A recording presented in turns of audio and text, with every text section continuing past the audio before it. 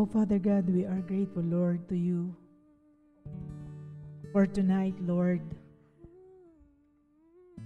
We know, Lord, that you have given and shared your heart to us for those days, Lord, that we have tarried before you. And Lord, we thank you for your Spirit who reveal about you. Salamat po, Panginoon, sa patuloy mo, Panginoon, na pagre-reveal kung sino ka sa aming mga buhay. Salamat po, Panginoon, sa gabing ito. As we consolidate, Lord God, sa gabing ito, patuloy, O God, na matanggap pa namin, Panginoon, ang mga bagay na gusto mong ipahayag at ipaalala sa amin sa gabing ito. God, give us a heart that will truly receive from you. Mind, Lord God, that can understand the mind of Christ. Lord God, light that will truly be able, O God, and has the capacity, Lord God, to translate whatever we have received from you, not just in spiritual, but in a practical manner, Lord God, in Jesus' name.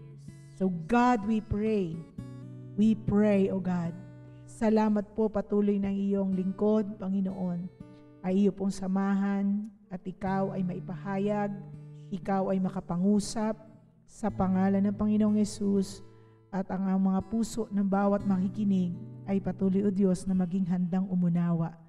Salamat po, Panginoon, purihin ka sa pangalan ng Panginoong Jesucristo. Amen and amen. Praise the Lord.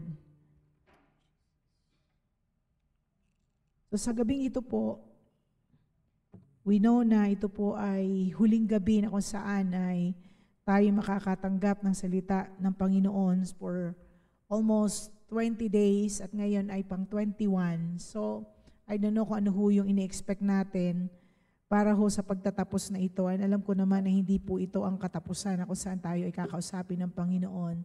Sabi nga nila doon kapag yan ay tuloy-tuloy na ginawa mo 21 times na tuloy-tuloy, ay makakadevelop ka na ng talagang habit.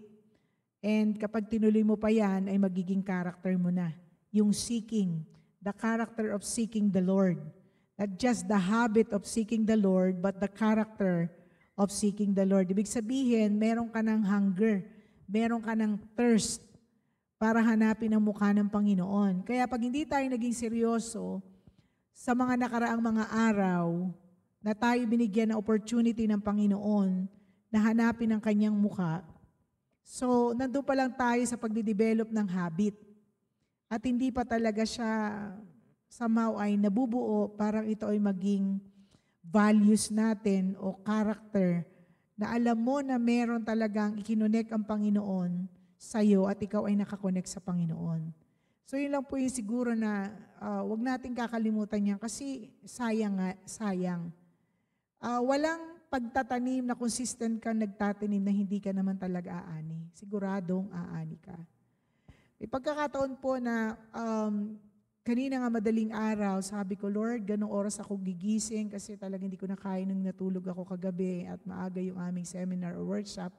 But ginising ako ng Panginoon ng alas 4 and then nakapanalangin ako, nakapag-dwell ako, nakapakinig ako sa Panginoon. At sabi ko, God, salamat, may mga ganon na mga ways ka na alam natin na malaking bagay yon na binabalikan ng Panginoon sa kanyang kaparaanan. And God reminded me nung kaninang madaling araw, yung calling natin as a church, calling natin sa local church, yung anointing ng kanyang intercession and compassion. Siguro wag natin makalimutan yan as I start, nung ginising ako ng Lord kanina, yung reminding the anointing ng intercession, anointing ng compassion.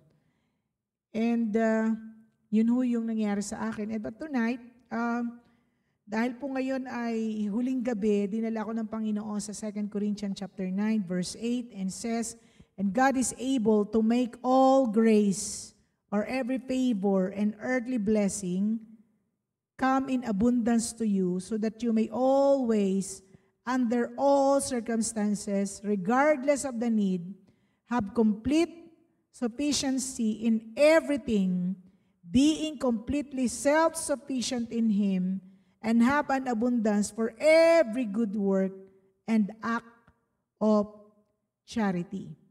So, mula dito pa lang ay makikita natin yung pagpapakilala sa atin ng Panginoon, yung God's overflowing grace and miracle ay regalo po ng Panginoon.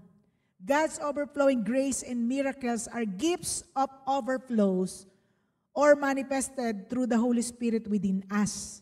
So, para bang, kung maghahanap ka pa ng isang parang outside the source na overflowing, kaya nga overflow Yung kagabi, sinare ko na yan, no? Meron tayong mga insight dyan. The overflows, from where? May vessel na pinanggalingan, kaya nag-overflows. Para siyang timba, may pinanggalingan yung gripo, nilagay sa timba, at yung timba nag-overflows. So, ganun din sa atin, kaya yung God's overflowing grace and miracle, na para bang hindi yung tumingala ka sa langit at merong kulog na dumating, o kaya na may kidlat. It's not like that. Kundi yung overflowing grace and miracle ay may vessel, at tayo yung pinakikilala ng Panginoon na vessel ng overflows. Kaya yung pagpapakilala ng Panginoon sa atin, God's overflowing grace and miracles are gifts. Regalo po ito ng Panginoon, gifts of overflows. The gifts of God's overflows are manifested or manifestation through the Holy Spirit within us. So, highlight yun kagabi, at ngayon ay inuulit sa atin ng Panginoon, yun yung biyaya ng Panginoon, it is the God's grace of personification, of overflowing grace to our Lord Jesus Christ with divine miracles by the Holy Spirit. So, yun yung biyaya ng Panginoon na nag-personify through our Lord Jesus Christ, na nung atin po pinag-aaralan, may mga insight na binibigay sa atin ng Panginoon, hinighlight dito na through our Lord Jesus Christ, doon natin na yung embodiment of overflowing grace is through our Lord Jesus Christ. And the manifestation ay through the Holy Spirit na naintindihan natin sa praktikal na pagkaunawa. May gumaling, may blessing na dumating, at yun ay manifestation nung milagro ng Panginoon at pagpapahayag ng kanyang personal na pagiging Diyos niya. God's grace of personification of overflowing grace through our Lord Jesus Christ with divine miracles by the Holy Spirit. So, dito mga kapatid, ay gusto lang nang i-highlight ko sa inyo yung kung paano ang Panginoon ay kinukomission tayo. Kaya sa gabing ito, because this is our last day of tarrying, we are commissioned by God with this kind of gift. God has given us this gift of overflows that is within us through the power of the Holy Spirit, na kumbaga ay pamagitan ng ating Panginoong Jesucristo at manifestation na po ito ng Banal na Espiritu Santo. And right now, sa gabing ito, commissioning. Commissioning po yan. Commissioned by God's overflowing grace and miracle. So, hindi po pwede na walang aksyon, walang pagsunod, kasi kinukomission tayo ng ating Panginoon. Pag sinabing kinukomission ka nung God's overflowing grace and miracle, it means na we are being appointed or sent out by God. We are empowered by His abundant grace and miraculous power.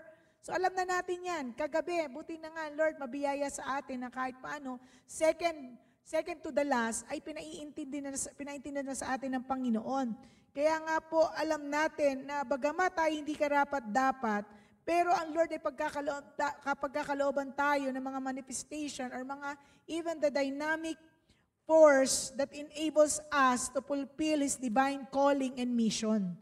Merong pinagagawa ang Panginoon at minsan hindi natin kaya. Kapag ikaw ay hindi maayos, kapag ikaw ay yun ba'y malilimitahan ang paglilingkod, kapag ikaw ay may problema, malilimitahan ba yung pagkilos ng Panginoon sa'yo? Grace yun eh. Hindi nakabase sa atin, kundi nakabase doon sa superior God na despite tayo ay inferior, His overflowing grace will still overflow. Mananatili siya kung sino siya at mag-overflow pa rin yan, mangyayari pa rin yan sa ating mga buhay. Kaya yun yung implication noong binasa ko sa 2 Corinthians chapter 9 verse 8. Yes, God is more sa TPT. Yes, God is more than ready to overwhelm you with every form of grace so that you will have more than enough of everything, every moment, and every way. He will make you overflow with abundance in every good thing you do. So, of course, ang konteksto nito, si Apostol Pablo na ina-address po yung mga taga-Korinto, sapagkat ang context po nito yung collection po nila sa Jerusalem. Sila ay may collection doon sa Jerusalem at ini-encourage niya na sila ay magbigay generously.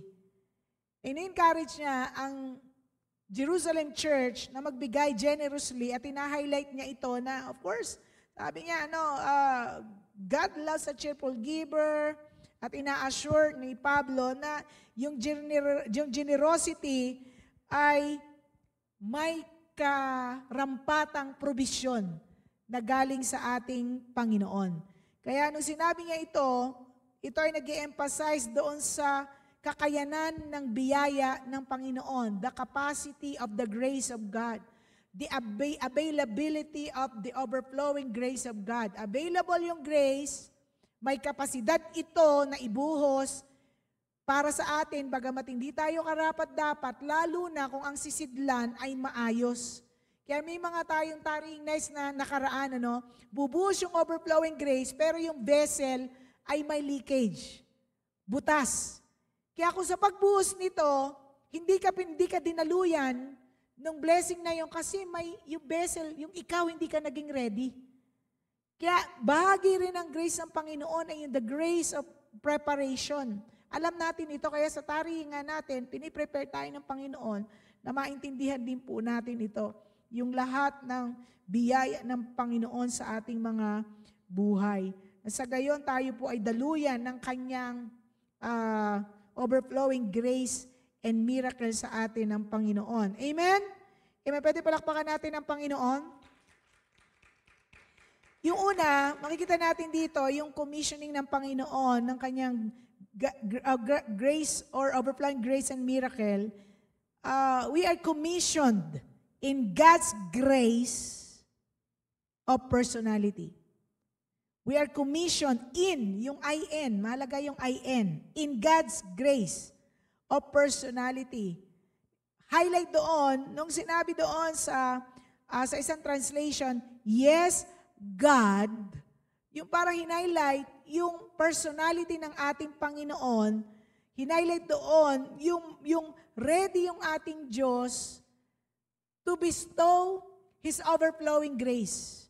Kaya sabi ko nga sa atin, meron siyang capacity, availability, enablement, yung pagiging Diyos niya, na merong kakayanang ibuhos base sa kanyang personalidad, di ba? Nung mga nakaraan din, nasabi ko nga, kapag nag-release ang Panginoon ng kanyang overflowing grace and miracle, i-reveal niya yung kanyang personalidad.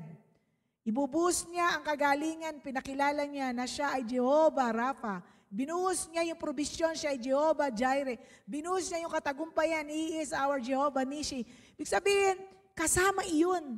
Kaya yung commission sa atin ng Panginoon, paalala sa atin ng Panginoon, we are commissioned in God's grace of personality, na ang expectation din ng Panginoon sa atin, yung personality ng Panginoon na ni-reveal sa atin, mai-impart sa atin para magkaroon ng overflows. Halimbawa, yung God's grace na binigay sa iyo, anuman to, health, healing, provision, whatever it is, pinadaan sa iyo at ikaw ay naging daan ng kanyang personalidad. Hindi yung blessing, hindi yung highlight na para man sabihin natin, ay grabe, pinagpala ako ng Panginoon. Binigyan ako ng 5 digits. Sabi ni Pastor isang nakaraan, anong 2 days ago, binigyan ako ng Lord ng 5 digits. Sino ang highlight? Si 5 digits o yung Diyos na nagbigay? Yung Diyos na nagbigay, highlight siya, dinaluyan siya ng pagpapala at may pinagkalagyan yon at may napagpala. Nakabili tayo ng bigas at maraming nakinabang. So, ibig sabihin, Yung personality ng Panginoon na yon na dadaloy sa atin, pero hindi yung outcome ang highlight. Ang highlight pa rin ay yung kung sino ang Panginoon na dinaluyan ka. Kaya hindi po pwede na kapag Christian ka, born again ka, hindi po pwede hindi tayo mababago eh. Mababago tayo ng kanyang overflowing grace. Babaguhin ka niya talaga eh. Whether ikaw ay kabataan, whether ikaw ay pastor, whether ikaw ay nanay, tatay, anak, hindi po pwedeng hindi ka mabago. Mababago ka. Kasi alam mo na ang buhay mo una sa lahat, hindi sa'yo. Alam mo na tayo nabubuhay, ang hininga natin, hindi sa atin. Ang kinakain nating inapoy, hindi sa atin. Walang sunog katulad sa LA, biyaya ng Panginoon. At magbilang pa tayo kung sino ang Panginoon na pinagdadaluyan ng kanyang overflowing grace. At dahil doon, mababago tayo. Sa isip, sa salita, at sa gawa. Sabi nga ho nating lahat, sa isip, sa salita, at sa gawa. Hindi po pwedeng hindi. Kapag in-acknowledge mo yung personalidad ng Panginoon na dinadaluyan ka, dapat ang lalabas na pangungusap sa bibig mo ay pasasalamat o magagandang pananalita. You are grateful, thankful, respect about the word of love, word of faith. Dinaluyan ka eh. Hindi pwedeng hindi. Bagamat pasemplang-semplang pa tayo, pero may nakikita kang pagbabago sa'yo. Amen? Amen? Pwede palakpakan natin ang Panginoon? Kasi ano yun eh, testament yun, patutuo ng Panginoon yun, ng kanyang generous and benevolent nature. Dadaluyan ka at may pagbibigyan din ito, hindi lang hanggang sa'yo. Dadaluyan ka nito. Kaya is so much willing to provide abundantly, overflowing for us at saka doon sa mga tao. Kaya hindi yun may stop. Kaya nga yung laging yung lumang ilustrasyon na ginagamit nila, yung Dead Sea at saka Jordan River at saka yung Dead Sea, hindi nag-overflow kasi dead. Sabi ng Biblia, Revelation yan, where the river flows, everything will live. Yan po yung mensahe rin sa akin kanina, madaling araw ng Panginoon. Where the river flows, everything will live. He is the river that flows from within us. Kapag dinaluyan ka ng Espiritu ng Panginoon, ng kanyang personalidad kung sino siya, mabubuhay yung masama mong ugali at mababago ka. Bagong ikaw. Sabihin ulit natin, sa isip, sa salita, at sa gawa. Dadaluyan ka. Dadaluyan ka. Kaya ito, yung grace ng Panginoon, hindi lamang siya parang regalo or may transaksyon ng regalo. It is not just transactional gift, but this is a reflection of God's character. Yung overflowing grace and miracle is not just a transactional gift na para bang, okay, merong kondisyon. Ito, reregaluhan kita. Iano mo yan, may command. Hindi ganon. Pag niregaluhan ka, ito'y gift, yung overflowing grace and miracle is as well as a gift siya ng kanyang personality. Kaya hindi po overflows. Ibig sabihin, it follows. Automatic siya na nag-overflows. Meron bang gano'n? Kaya nga, yung ilustrasyon nga, Dead Sea at saka Jordan River. Ibig sabihin, overflows, hindi yan parang may transaction kayo or nakabase sa usapan nyo. Hindi. Pag binigay sa iyo yung regalo, you are free to use it. At pag binigay yung regalo, it overflows. Ipapagamit ito sa iyo ng Panginoon. Kaya yung pong personality ng ating Panginoon ay bahagi ng kanyang kabaitan at ng kanyang probisyon at bahagi ito ng kung sino siya para pagpalain ng kanyang mga anak at empower tayong lahat sa lahat ng mga pagkakataon. In all circumstances, pag binalikan nyo yung mga verse ulit na yan, na isang verse lang yan, Pangalawa, we are commissioned with God's grace of mercy and productivity.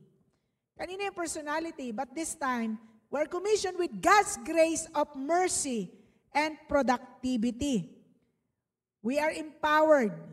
Empowered tayo na talagang pagdaluyan. Pero sabi dan, God, ang ating Panginoon na describe na He is more than ready to overwhelm us with every form of grace. With every form of grace, ano ba ang mga form ng grace ng Panginoon? In all aspects. In all situation, in all season, situation, in all aspects, side by side, front, back, past, present, future.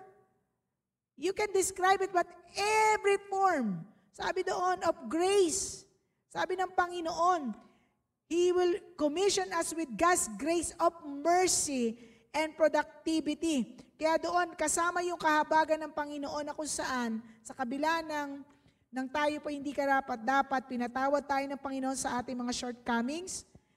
At ang nakakatuwa doon, na para bang kahit tayo po ay may shortcomings, pero may productivity na ginagawa ang Panginoon sa atin. Merong progress, may pagbabagong gagawin. Pag talagang naranasan mo or naintindihan mo yung commissioning na ito, na regalo kasi, yung commissioning is a gift. Kinomission ka ng Panginoon is a gift. Gift of His overflowing grace and miracle. Kaya una yung personality, pangalawa yung God's grace of mercy and productivity. Regalo rin ng Panginoon na kahabagan tayo base sa Kanyang kahabagan sa atin. Pero alam mo yun, di ba, alam natin yun, yung grace ay iba, yung mercy naman, karapat-dapat tayo na talagang patawan kasi nga marami tayong kasalanan, marami tayong pagkakamali, may shortcomings tayo. Pero kahit tayo po ay may pagkukulang, pinapakain pa rin tayo ng Panginoon. Binubuhay pa rin tayo ng Diyos. Inaalagaan pa rin tayo ng Panginoon. Lumalaki pa rin tayo. Nung tayo bata, tumatangkad tayo, nakumpleto yung ating mga system ng katawan. So, we're not perfect. Lahat tayo po, dahil minana natin yung kasalanan, kahit po tayo hindi pa nakakakilala sa Panginoon, at lahat tayo, sabi doon, lahat nagkasala, hindi nakaabot sa pamantayan ng Diyos, at lahat ay nangangailangan ng mercy ng Panginoon, pero tuloy-tuloy yung productivity at yung progress ng Panginoon. Na yun yung makikita natin na how are we going to respond on that? Paano natin babalikan ng Panginoon sa Kanyang pagkukomission sa atin ng Kanyang mercy and productivity? We are here, kahit hindi po tayo karapat-dapat, kahit po tayo sa Panginoon, at tinuturuan tayo na talaga maging mapagpasalamat no matter what, kasi walang perpekto is ni isa sa atin. Salamat tayo sa Diyos, pasalamat tayo, salamat Panginoon, nakakilala kami sa iyo, pinakilala mo sarili mo sa amin, salamat may simbahan, salamat may faith family, salamat may pamilyang biological, may mga magulang kami, salamat. So, yun yung response dapat natin kasi kung tayo po siguro magiging tao sa tao ang labanan, perpekto ka ba? Kamahal-mahal ka ba? Kapalit-palit ka ba? Siyempre, lahat tayo pwede natin sagutin yun. Hindi tayo perpekto. Kung tayo lang tao sa tao at magbibilangan ng kasalanan, maraming mabibilang sa bawat isa sa atin. But because this is part of God's mercy, ganon din naman ang nais ng Panginoon, ay apply din natin yung mercy para sa iba at maging productive din tayo. Ang ganda nung ano to? Yung kanina, wait, baka ma-retrieve ko yung sa aming training kanina, sana ma-retrieve ko. Ganda nun eh. Teka, Kuya Bong, no? Sa last part na yon. Teka lang tsagain ko siya. The very word na gusto kong, yun. Kasi na-mention doon yung mga adolescent at yung mga youth. Na ito ay mercy rin ng Panginoon at saka productivity na nakikita ko na yung pagpo-provide ng Panginoon sa mga kabataan dapat alam natin na kinakailangan naglalagay tayo, tinatawag daw na structured environment. Structured environment para hindi sila maimpluwensyahan ng ibang pwedeng kaibigan o norm sa labas, yung normal na ginagawa ng mga ibang kabataan. Dapat bahagi ng mercy ng Panginoon, pero kailangang ipaalam din sa kanila kung ano yung kanilang boundaries. Sabi ko, okay to ah. Sabi ko, kapag ang mga kabataan daw, pinayagan natin, at wala tayong structured environment, anong oras dapat matulog ang mga kabataan, anong oras dapat nagtetelepono lang, at hindi natin nilagyan ng structured environment, kukunin nila yung karapatang hindi naman dapat nila karapatan. At doon, entitled sila, samantalang hindi pa naman sila entitled.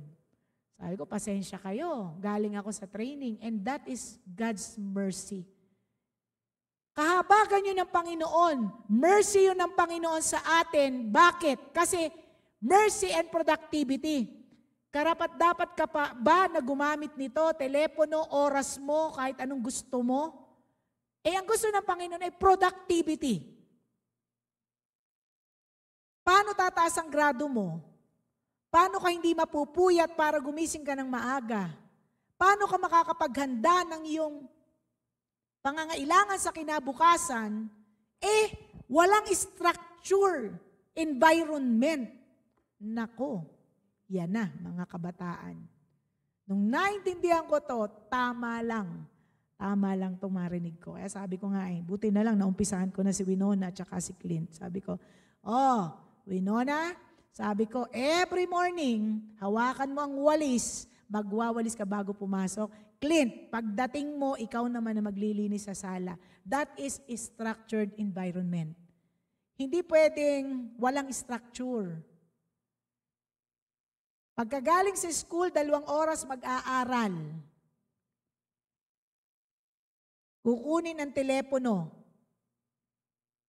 Hindi kayo pwedeng magalit sa amin. Kasi that is structured environment, kahabagan namin sa inyo yan. Kasi kailangan na mayroong productivity. Pag sinabi productivity, dapat tumaas grado nyo, bumait kayo. Sa naintindihan ninyo.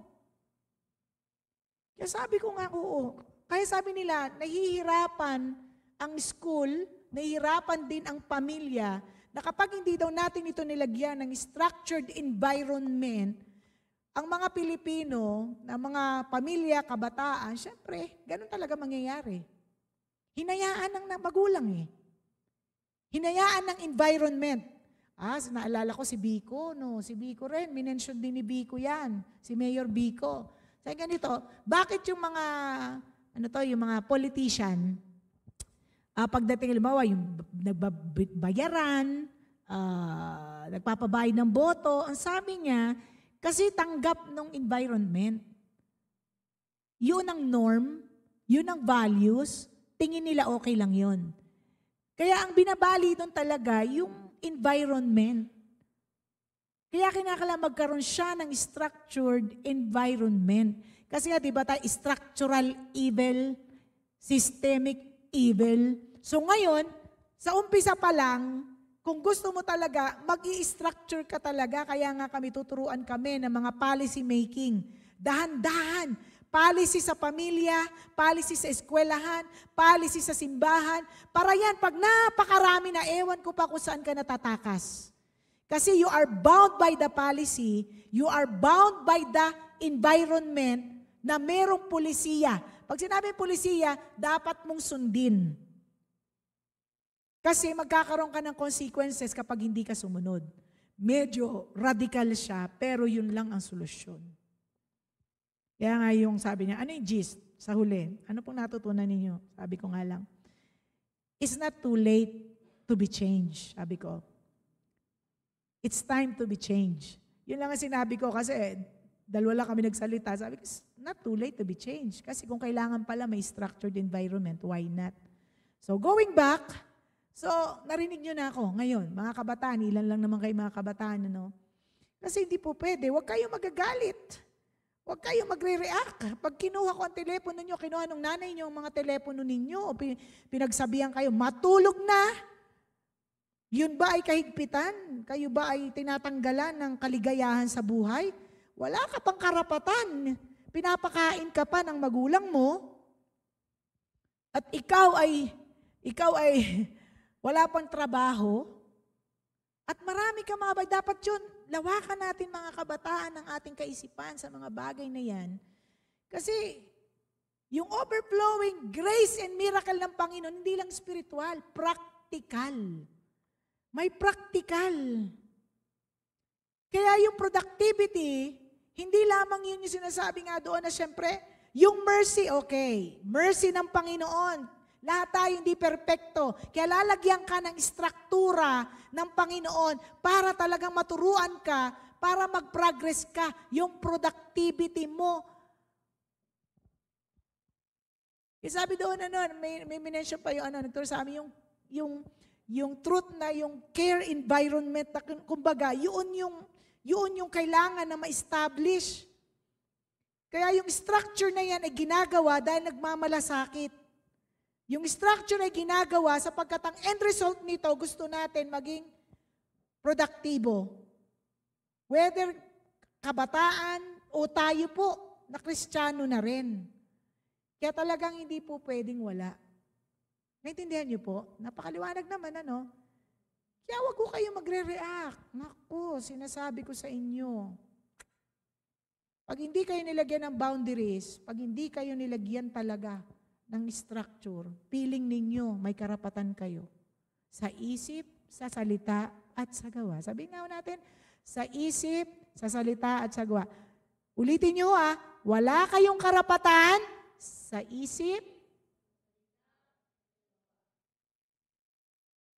kailangan may structured environment.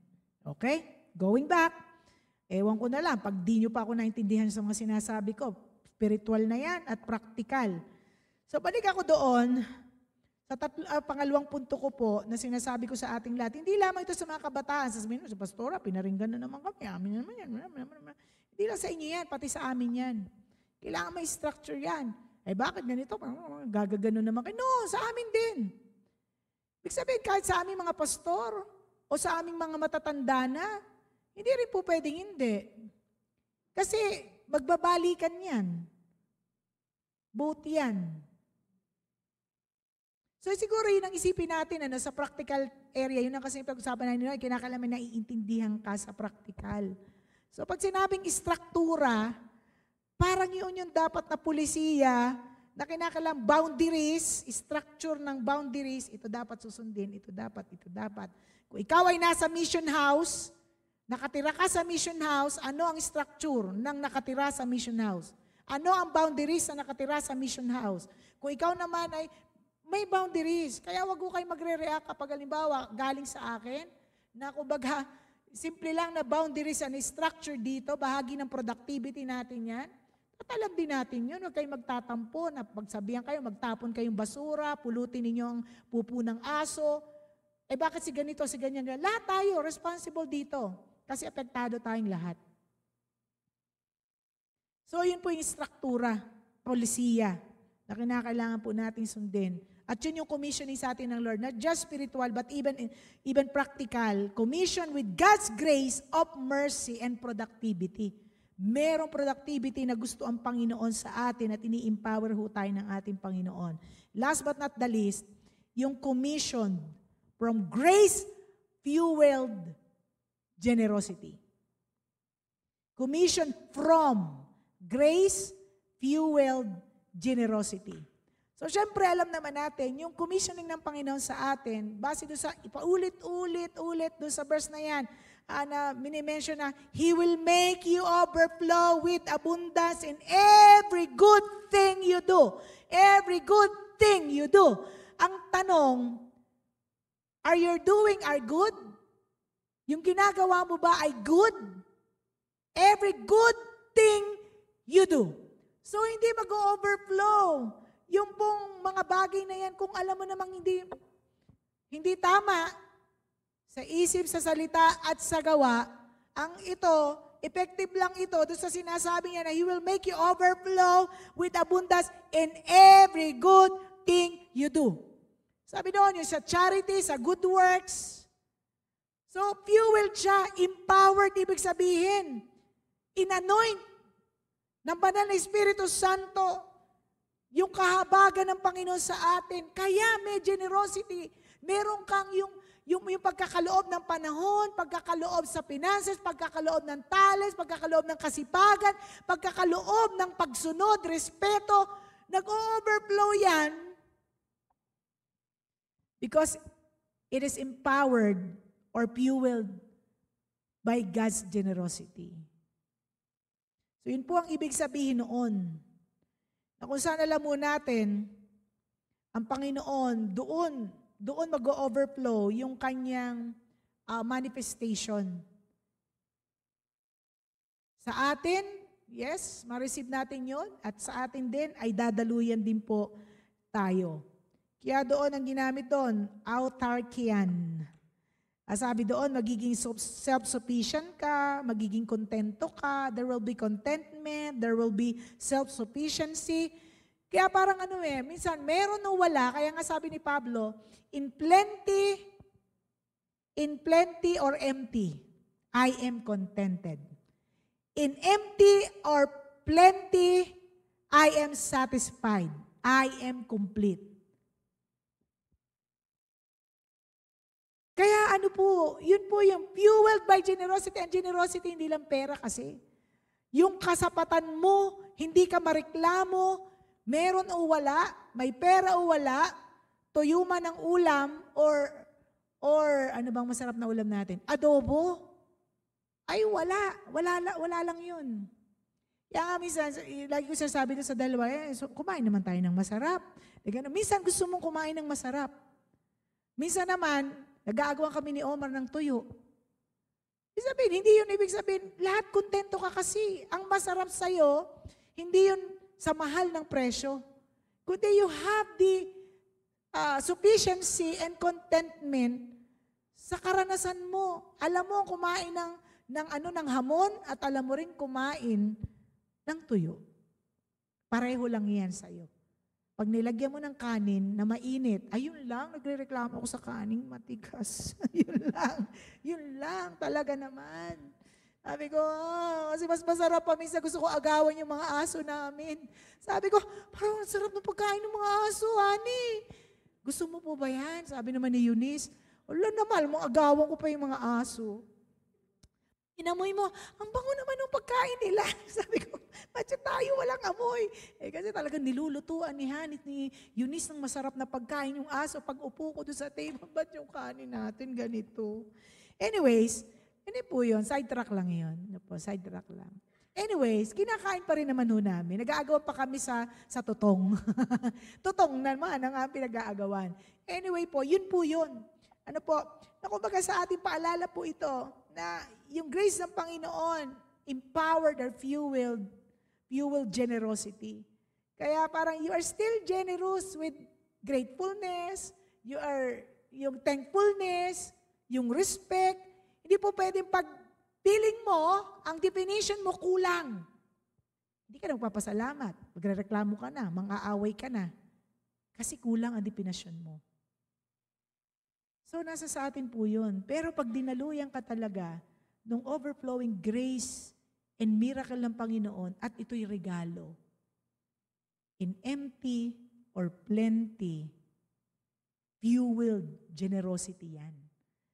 Punong-puno ka ng pasasalamat, punong-puno ka ng self-sufficiency, punong-puno ka ng contentment. Yung walang pagkakaiba. Nandiyan po ba kayo? Naalala ko po nung college ako, kami ni Ate Mel noon. pinapaaral pa lang kami ng kuya, may mga pagkakataon na, naku po, pag nalaglag yung piso, papunta kami ng Quiapo. Talaga ingat na ingat kami kasi pag nalaglag yung piso mo, makakapaglakad ka. Tapos lalakarin namin from Quiapo, papunta ng Centro Escolar University. Kumbaga, CEU ka, pero may mga pagkakataon din na talagang nagkukulang ka talaga pag walang padala yung kuya mo. Tapos wala kang merienda, parang ang hirap. Pero nagtatawanan lang kami, wala tayong pagkain, natatawa kami. Wala tayong baon, ganito, ganyan. Sabi ko, di bale, may candy naman tayo, Biba. May Biba candy tayo. Yung mga tatawa na may Biba candy tayo. So, yung sabihin, wala lang yun. Sabihin, hindi siya permanenteng sitwasyon. Kasi alam mo, born again ka, Kristiyano ka, hindi ganun ang Diyos mo. Season lang yun. Lalong hindi sa mga estudyante nagsisipag-aral, hindi kayo kumpleto, may kulang, bakit sila? May laptop, magandang telepono, daming baon, naku wala. No. Ay, yung fuel generosity is an overflows of contentment, overflows of gratefulness, overflows of respect. Sa isip at sa gawa. Yun o yun. Yung talagang yun ay pag-pray natin, Lord, release sa amin, Panginoon. Hindi naman tayo lahat perfecto, pero gusto natin na ito'y anointing kasi ng Panginoon yan, ng Banal na Espiritu Santo. Amen? Pwede palakpakan natin ang Panginoon? Hallelujah!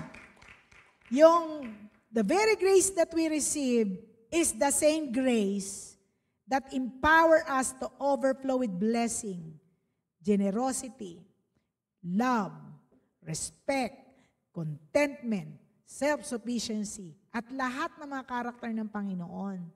Yun yung biyaya sa atin ng ating Panginoon. And there will be a divine cycle of grace.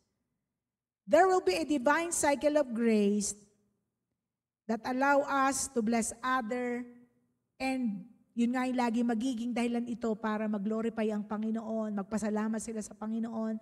Kasi ikaw, mapagpasalamat ka, dinaluyan ka, nagpasalamat din siya, binalik sa Panginoon yung pasasalamat, nagpasalamat sa iyo, ay, binless mo na naman kasi ang sarap mag-bless, ang mga tao marunong mag-bless at marunong magpasalamat. Binalik na naman yung thank you sa Lord, binalik na naman sa iyo, ibinalik mo na naman.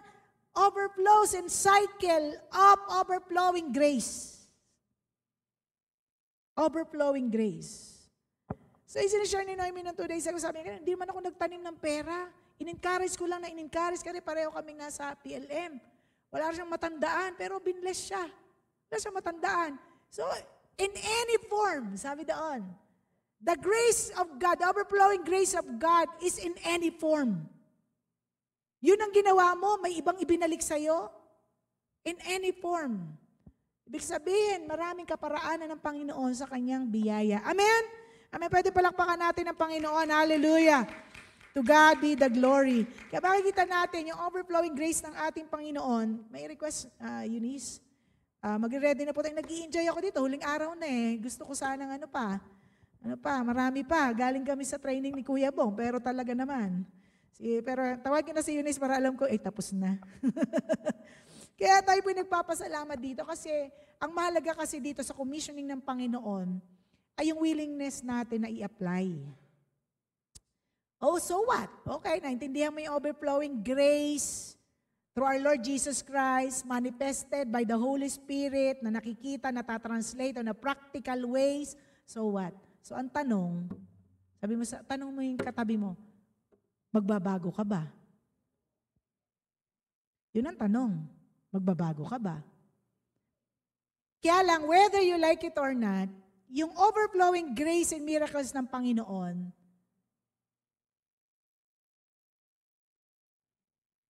ay bahagi yung sinasabi ko kanina, kasi bahagi ng grace ng Panginoon ay yung pagtatayo niya ng structure. Yung spiritual structure of environment. Hindi tayo nagdi-decide nun. Kasi pag tayo ay hindi nagpasakop doon, may consequences. Pero pag sumunod tayo ay may blessing of overflows. Minsan nakala natin, entitled tayo to do what we want to do, pero hindi natin alam, pag hindi tayo nagpasakop doon at nandun tayo sa loob ng structure, spiritual structure of God's environment, and that is part of God's overflowing grace. Ang overflowing grace ng Panginoon kasama yon. Nagtatayo ang Panginoon ng kanyang spiritual structure. Para ang term noon na ginagamit natin, yung inclusion, spiritual inclusion. Nang Lord mismo ang gagawa ng paraan. Ako po, marami pagkakataon na marami na rin akong dapat ikapahamak sa buhay. Dahil sabi ko nga, yung pag-abot ko sa iba't ibang klase ng tao at karamihan doon, talagang pwede kong ikapahamak. Pero because of God's spiritual structure, na siya ang nagtayo, hindi ako. Kasi kung ako, sige ako ng sige. Sige ako ng sige talaga. Pag alam kong pwedeng tumulong, tutulong ako kahit ano pa yan talagang simula po sa leadership. Gusto ko lang na sila naman ay iangat sa leadership, nilagay mo sa leadership, tapos yung nakuha mong pastoral staff, asawa. Siya gusto mo lang naman, sabi naman, maghihiwalay na sila sa pasimula ng ministry mo, and then, babalikan ka nito. God, sabi ko, biyayaan mo ko. Nang nagpapasimula po ako nagpapasto.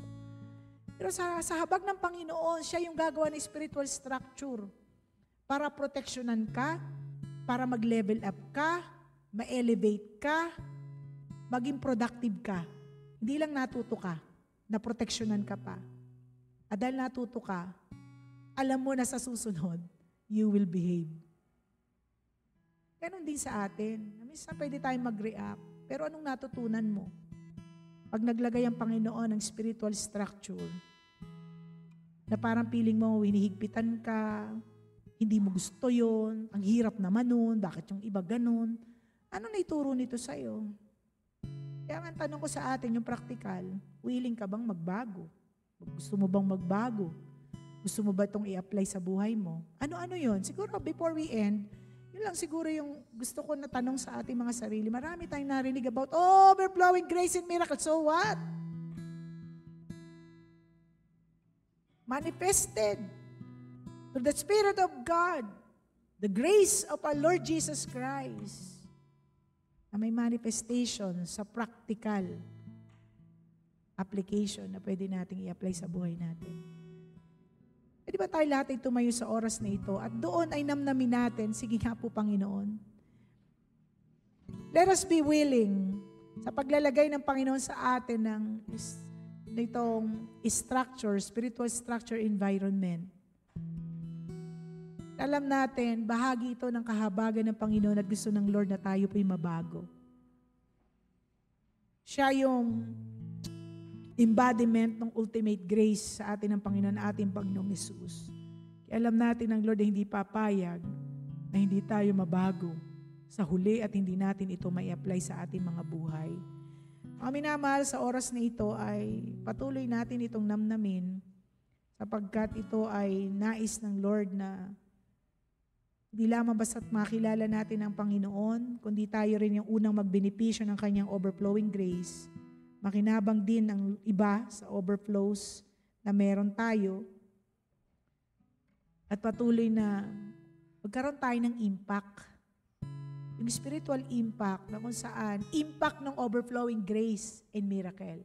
Kapag nagtanong ka, Lord, ano ba yung pwedeng impact ng overflowing grace and miracle mo? Siyempre, una, change lives. May pagbabagong buhay. Bago pa yung pera, yung ganito, yung ganyan. No? Una sa lahat, pagbabagong buhay. Yung milagro ng pagbabagong buhay. Kaya yun po yung nais ng ating Panginoon. Hallelujah. Father God, ang panalangin po namin, O Diyos, sa gabing ito, even Lord God, as we remember your goodness, O God, and mercy to us, na kahit po, Panginoon, sa gabing ito, as you commissioned us, O Lord God, sa iyong pagkukomission sa amin, Panginoon, sa gabing ito, sa lahat ng mga bagay na narinig namin for 21 days, including tonight, Lord. We pray, Lord God, yung challenge sa amin na ito'y mai-apply namin sa aming mga buhay. O Lord, we pray, Lord, as you commissioned us, Lord, in God's grace of your personality, pagpapahayag, pagpapakilala mo kung sino ka sa amin. You're so willing, you're so able, you're so capable, O God. Lord, to release, O God, your revelation kung sino ka sa amin. at bit-bit noon, Panginoon, ay yung outcome ng personality mo. Even, Lord God, you're commissioning, O God, with your grace of mercy and productivity. Kahit, Lord, kami ay nararapat, Panginoon, na maparusahan, Panginoon. But God, we thank you. Gusto mo kaming magbago. That's why, Lord, bahagi na yung biyaya sa amin ay maglagay ka, Panginoon, O God.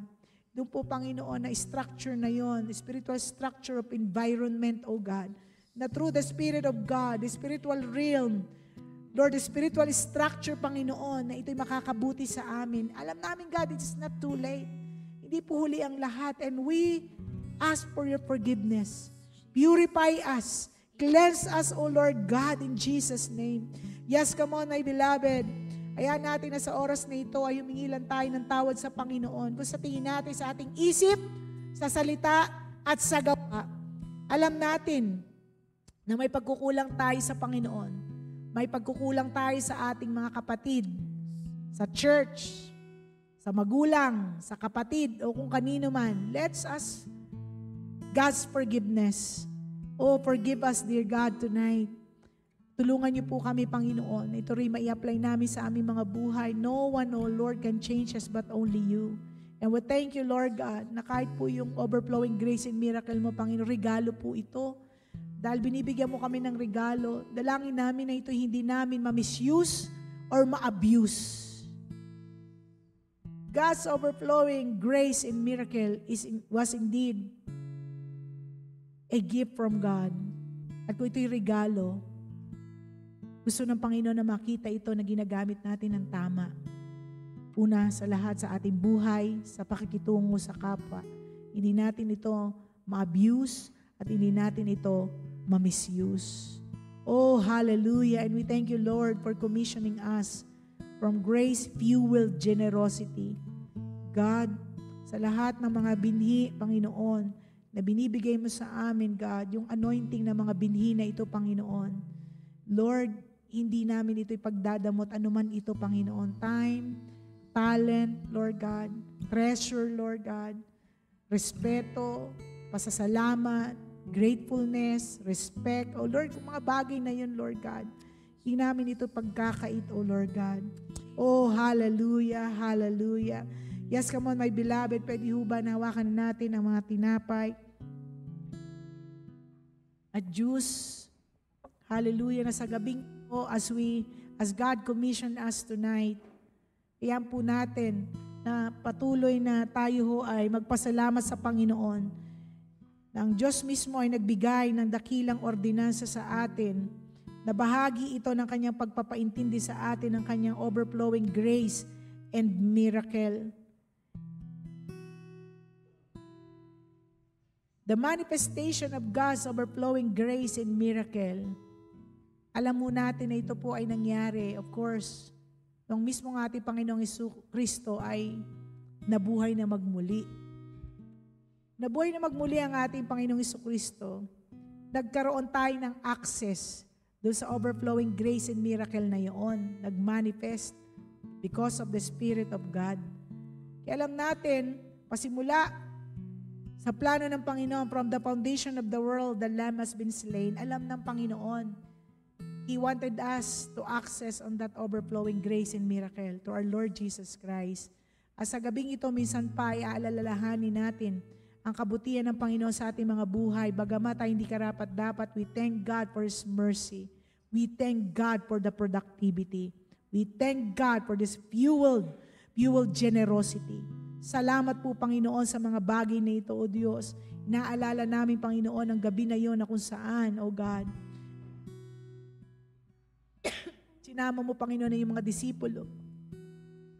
At mula doon, Panginoon, binigyan mo sila ng paalala, Panginoon, na kinakailangan sila'y laging magtipon-tipon, alalahanin ng iyong sakripisyo sa krus ng Kalbaryo sa pamagitan ng iyong katawan, O God, na sugatan, na bayubay sa krus ng Kalbaryo. Panginoon, nagkaroon kami, O God, ng access sa iyo. Nagkaroon kami, Panginoon, ng kagalingan sa aming nakaraan, sa aming kaisipan, sa aming emosyon, sa isip, sa salita, at sa mga gawa. Alam namin, Panginoon, ang Panginoong Jesucristo na kahit po siya ay nandoon sa krus ng Kalbaryo, ang kanyang isip, Panginoon, na hindi na bago. Alam niya, mahal siya ng kanyang Ama. Ang kanyang damdamin, Panginoon, punong-puno ng pagpapatawad sa mga disipulo. Father, forgive them, for they do not know what they are doing. At yung kanyang ginawa, Panginoon, sa huling hininga, Panginoon, tinapos niya, Panginoon, it is done, tetelestai. Binayaran ng aming mga kasalanan at wala na po kaming utang. At salamat, O Diyos, dahil dito meron kaming buhay at buhay na magpasawalang hanggan. Sa pagtanggap namin, Panginoon, ng tinapay na ito, amin po, Panginoon, ito pinagpapasalamat ng totoo sa iyo. At kung may mga bagay kaming mga maling nagawa, patawarin mo kami at inaangkin namin na iyong kapatawaran. Salamat sa kagalingan. Salamat sa pagmamahal. Sa pangalan po ng Panginoong Jesucristo, tanggapin po natin ang tinapay na sumisimbolo ng kanyang katawan na bayubay para sa ating lahat.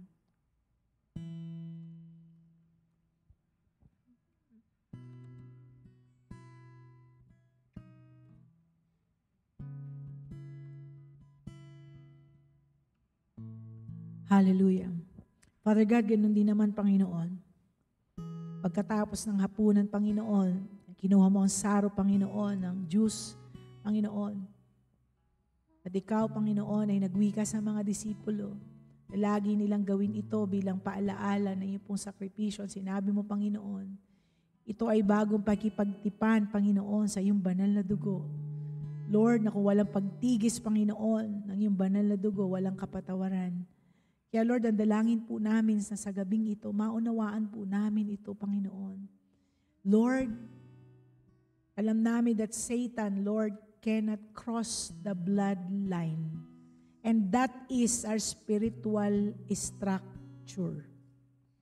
That is an overflowing grace to us. There's always a miracle of reformation, restoration. Lord, yun po yung spiritual structure. It is always based on what you have done on the cross for us. Yung linya na yun, Panginoon, ang structure na yun, ay linya ng banal mong dugo. Pag kami nandoon, Panginoon, sa structure na yun, biyaya yun at kailanman ang kaawa hindi makagagalaw sa aming mga buhay. Thank you, Lord, for that spiritual structure. The same thing, nawa mapaalalahanan kami na even in a practical way, God, kung meron ng mga practical structure of environment na ilalagay ka sa amin, Panginoon, alam namin, God, magpapasakop po kami, susunod kami, magpapabago kami. Salamat po, Panginoon. Kaya namin yon dahil po sa lakas na pinagkaloob mo sa amin, o banal na Espiritu Santo, o Panginoong Jesucristo. Sa pagtanggap namin, Panginoon, ng Diyos na ito, inaangkin namin ang iyong kapatawaran, ang iyong pong pag-ibig sa aming lahat, Panginoon, na ito'y magpasawalang hanggan, pagkipagtipan na magpasawalang hanggan. Maraming salamat po, Panginoon. Tatanggapin namin ito na may pasasalamat at pagsamba sa iyo. Sa pangalan ng Panginoong Jesucristo, tanggapin po natin ang meron pong paggalang.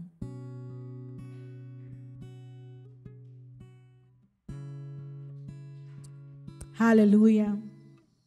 Oh, glory to God in the highest. This time I request the young people, we're not yet through. Yung commissioning po natin ngayon is, of course, by the grace of God. Actually, kanina po, instructed ako ng Panginoon, hindi ko agad kinuwento sa opening ko. Nung ginising ako ng Panginoon na madaling araw, kinomission ako ng Lord. Inanoint ko yung sarili ko ng oil. Not because I like it, but God wanted it. Symbolizing, of course, the commissioning of God, yung presensya ng Panginoon, yung overflowing grace and miracle ng Panginoon is through the Spirit of God, symbolizing His oil. Kaya kanina madaling araw, tapos na ho yung commissioning sa akin ng Lord. Kaya sabi ko kanina, ako pala, Kuya Bong, ako pala magdadala. Sabi ko, God, ready ako. Kasi nga, kanina madaling araw, kinumission na ako ng Panginoon. And I thank the Lord na Sa gabing ito, I was reminded yung sa 2 Corinthians chapter 13 verse 14 na nung Fire in Our Bones, dito rin na ito sa akin ay na-highlight. Sabi dito, the amazing grace of the Master, Jesus Christ, the extravagant love of God, the intimate friendship of the Holy Spirit be with all of you. Ito yung commissioning ng Banal Espiritu Santo sa atin, the overflowing presence of God. Nasasamahan po tayo ng Banal Espiritu Santo so that we can experience yung manifested overflowing grace and miracle. Hindi natin to kaya without the Spirit of God. Kaya yung intimacy ng Banal Espiritu sa atin, partnership. Kaya nga po sa ibang translation, of course, alam natin, it means sa Greek na koinonia yan. Ibig sabihin, yung partnership sa atin ng Panginoon, close relationship, intimacy, intimate bond, merong spiritual closeness, may friendship, mutual participation, unity, yung i-unite tayo, synergy with the Spirit of God. Kaya yun po yung kailangan natin sa gabing ito, na bagaman hindi man gano'n na, hindi katulad ko noon, na talagang bombastic, no, sa akin, it's really sacred. Sagrado po, na nais ng Panginoon na ito'y ma-receive natin. Hallelujah. Pwede ba na this time I request the young people first to come, and as Eunice sing one song, hallelujah. Can you just pray for the young people as anoint them with oil? Hallelujah. Shalaya kambara sikere baba yandere baba. Oh, yes, come on. Hallelujah. Dito po kayo. Oh God, oh God, oh God. Father God, hallelujah. We thank you, Lord, for tonight, Lord God. We know that you're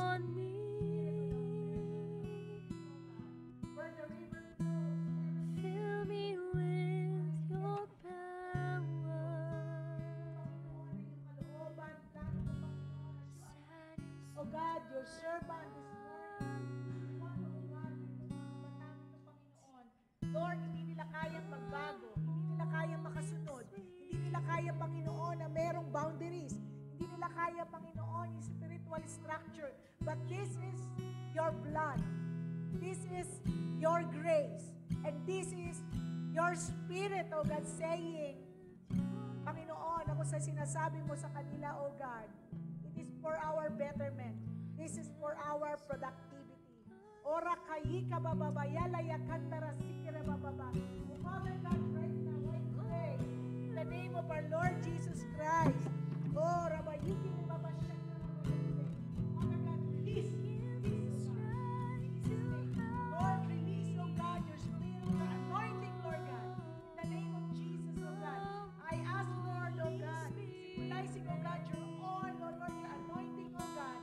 Release, oh God, in the name of Jesus.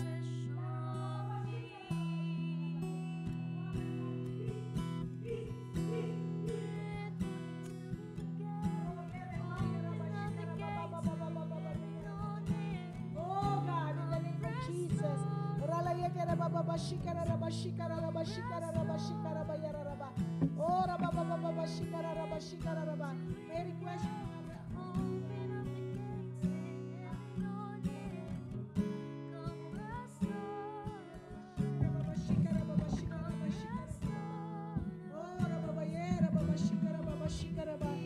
Oh God, oh God, oh God, hallelujah. Come on, raise your hands towards heaven. Make sure, alam nyo kung ano yung tatakbo nyo. Make sure na alam nyo rin kung ano hinihingi nyo. But no, maaaring hindi nyo ito masyadong naunawaan, but this is an instruction from the Lord. Yes, yung pakikita ng Espiritu Santo, His partnership, His intimacy, His communion with us is not just for tonight. The Holy Spirit will release His overflowing grace and miracle by His manifestation of the Spirit of God in many forms, in any form.